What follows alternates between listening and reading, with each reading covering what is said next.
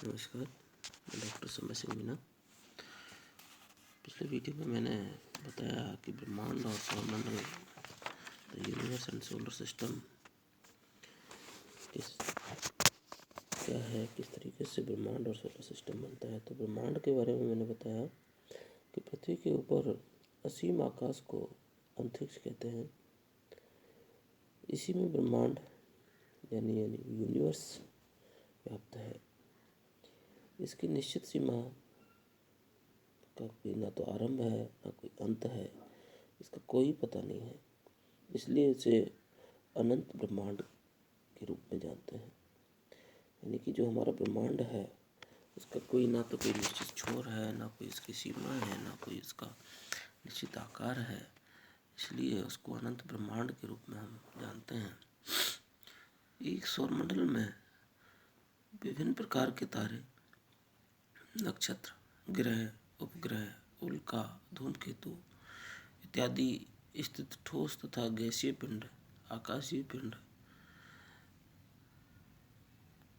कहलाते हैं। ये सभी पिंड गुरुत्व के सिद्धांत से को फॉलो करते हैं या जड़त्व के सिद्धांत को मानते हैं। अपकेंद्रीय बलों के कारण निश्चित मार्गों में परिक्रमा करते हैं। आकाशीय पिंडों की गति का ज्ञान हमको एस्ट्रोनॉमी के माध्यम से लगता है। एस्ट्रोनॉमी का मतलब होता है खगोलीय पिंडों की संयुक्त प्रणाली या कॉस्मॉस। खगोलीय पिंडों की अत्यधिक दूरी होने के कारण दूरी को प्रकाश वर्षों में हम नापते हैं। प्रकाश वर्ष क्या है? जो हमारी खगोलीय दूरी है या प्रकाश पिंड है, हम डिस्टेंस नापते हैं उसको हम प्रकाश वर्ष के रूप में मानते हैं। प्रकाश वर्ष वह दूरी है जिससे प्रकाश शून्य से 2.99.792.5 किलोमीटर प्रति सेकंड या लगभग 3 लाख किलोमीटर की गति से एक वर्ष में तथा तय करता है। यानी कि 3 लाख किलोमीटर की गति से एक वर्ष में जो तय की गई दूरी है वो प्रकाश वर्ष कहलाता है। एक वर्ष में प्रकाश की दूरी 95 खरब किलोमीटर होती है। इस प्रकार हम इस वीडियो में मैंने बताया आपको निहारिका कैसे कहते हैं, निहारिका क्या होती है। निहारिका एक अत्यधिक प्रकाशमान पिंड है जिसके नाभि के चारों ओर ज्वलनशील गैस सर्पिलाकार में भुजाओं के रूप में फैली हुई होती है। यानी कि एक निहारिका है वो किस प्रकार की होती है। इसी कड़ी में मैं आपको आज इस वीडियो में ये बताने जा रहा हूँ कुछ खगोलीय पिंडों की गति के सिद्धांत के बारे में। किस प्रकार से खगोलीय पिंड जो हैं वो उनकी क्या सिद्धांत है। तो सौर परिवार में जो सूर्य है वो पिता के समान माना गया है, जो अपने आकर्षण के द्वारा सभी पिंडों पर अपना नियंत्रण रखता है। जो सूर्य है जैसे परिवार में मुखिया के रूप में पिता होता है, जो अपने परिवार को एक मुखिया की तरह एक सिस्टम से चलाने की कोशिश करता है, सब उससे जुड़े हुए होते हैं। उसी प्रकार से हमारा सौर परिवार जो है, उस सौर परिवार का जो मुखिया है वो सूर्य कहलाता है, जो अपने आकर्षण से सभी पिंडों को नियंत्रण में रखता है। कुल पिंड अपनी धुरी पर परिभ्रमण तथा घूर्णन करते हैं, वे सूर्य की परिक्रमा करते हैं। कुछ पिंड जो हैं अपनी धुरी पर अपने एक अक्ष पर खुद भी घूमते हैं, अपनी धुरी पर घूमते हुए, और सूर्य के चारों तरफ परिक्रमा करते हैं। इस प्रकार से उनको एक निश्चित मार्ग में अपना परिक्रमण गति करते हुए वो अपने गंतव्य स्थान पर पहुंचते हैं। इससे संबंधित कुछ सिद्धांत है। गुरुत्व का जैसे सिद्धांत है, गुरुत्व की बात आई तो गुरुत्व का सिद्धांत क्या है। गुरुत्व का सिद्धांत इस भौतिक नियम के अनुसार सौर परिवार के सब सदस्य सूर्य की ओर आकर्षित रहते हैं। यानी कि एक अट्रैक्शन फोर्सेस है जिसके कारण से सूर्य के चारों तरफ जो छोटे छोटे जो पिंड हैं, ग्रह, नक्षत्र हैं, वो सूर्य के चारों तरफ मुखिया के रूप में उसके चारों तरफ उससे जुड़े हुए हैं, उससे आकर्षित रहते हैं। यदि गुरुत्व नहीं होता तो ये सब सदस्य किसी अनिश्चित दिशा में भटक जाते हैं। अगर उनका कोई सेंटर पॉइंट नहीं होता, कोई लगाव नहीं होता, कोई अट्रैक्शन उनके प्रति नहीं होता, तो ये सारे के सारे जो पिंड हैं ये विभिन्न दिशाओं में चले जाते हैं और एक निश्चित मार्ग पर वो अपनी गति नहीं कर पाते। तो गुरुत्व का जो सिद्धांत है वो है अट्रैक्शन फोर्सेस का, जिसमें सूर्य के चारों तरफ जो पिंड हैं, सौर परिवार है, वो सूर्य के चारों तरफ स्थित है और सूर्य के प्रति आकर्षित है। दूसरा सिद्धांत है जड़त्व का सिद्धांत। जड़त्व का सिद्धांत क्या है? इस सिद्धांत के अनुसार खगोलीय पिंड जिस गति से एक बार चल पड़ते हैं वही गति सदा बनी रहती है। ये गति संभवतः पिंडों को उनके निर्माण के समय प्राप्त होती है। जड़त्व के सिद्धांत के द्वारा पिंड अपने पथ पर गतिमान है और निश्चित गति से घूर्णन भी करते हैं।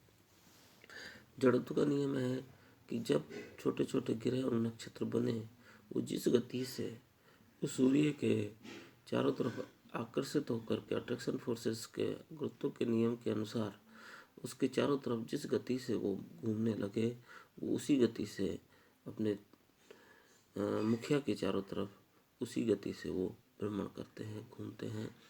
तो जड़त्व के सिद्धांत के अनुसार जो खगोलीय पिंड हैं, जिस गति से एक बार जो भी गति उन्होंने पकड़ी है चल पड़ते हैं, वही गति सदा उनमें बनी रहती है, ना ज़्यादा ना कम।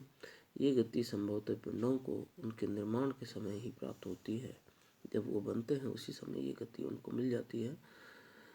जड़त्व के सिद्धांत के द्वारा पिंड अपने पथ पर गतिमान है और निश्चित गति से घूर्णन भी करते हैं। यही है जड़त्व का नियम।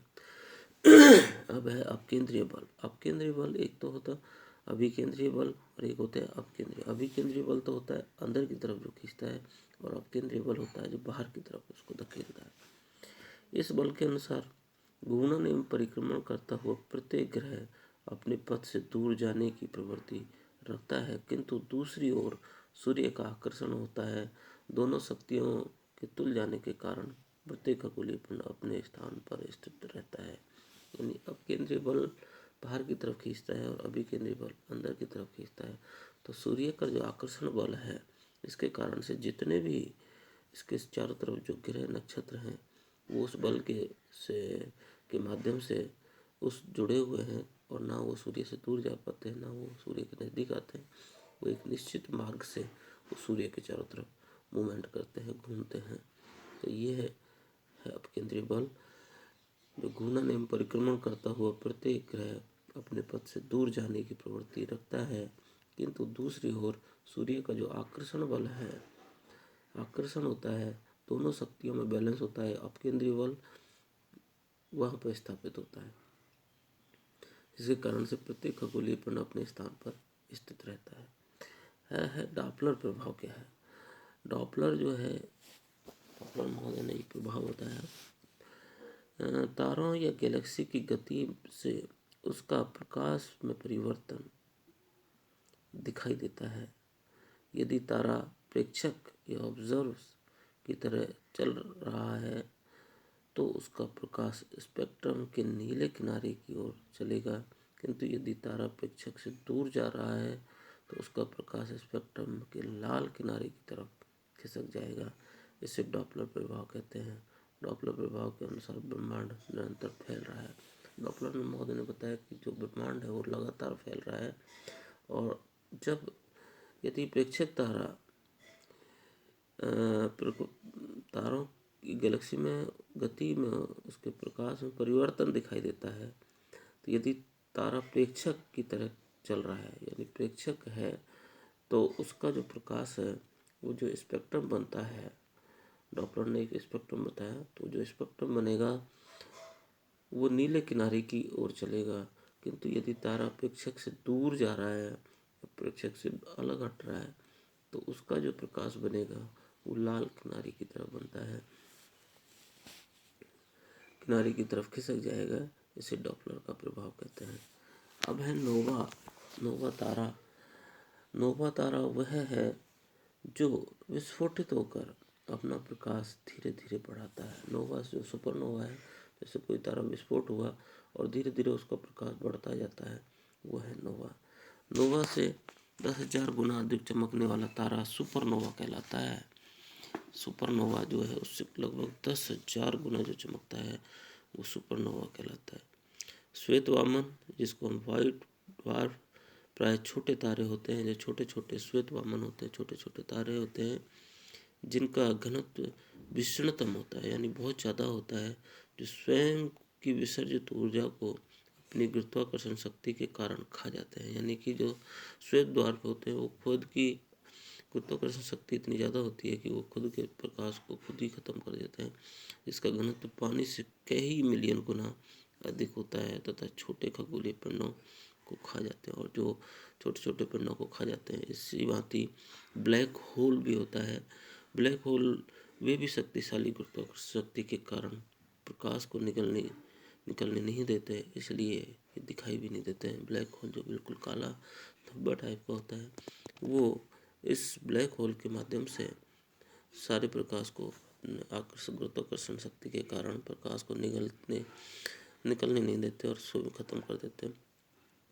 ब्लैक होल सिद्धांत का जो प्रबल समर्थक जो था वो था स्टीफन हॉकिंग ने अपने ब्लैक होल के अस्तित्व को स्वीकारने से मना कर दिया। हॉकिंग ने ब्लैक होल सिद्धांत का सबसे पहले खंडन भाभा परमाणु अनुसंधान का जो केंद्र के आभास मित्रा ने 2001 में किया। जो ब्लैक होल जो स्टीफन हॉकिंग ने जो बताई थ्योरी, उसका जो खंडन किया वो आभास मित्रा ने किया, जो कि हमारे भाभा परमाणु अनुसंधान केंद्र के डायरेक्टर रहे हैं। तो आज के इस वीडियो में बस इतना ही। नमस्कार।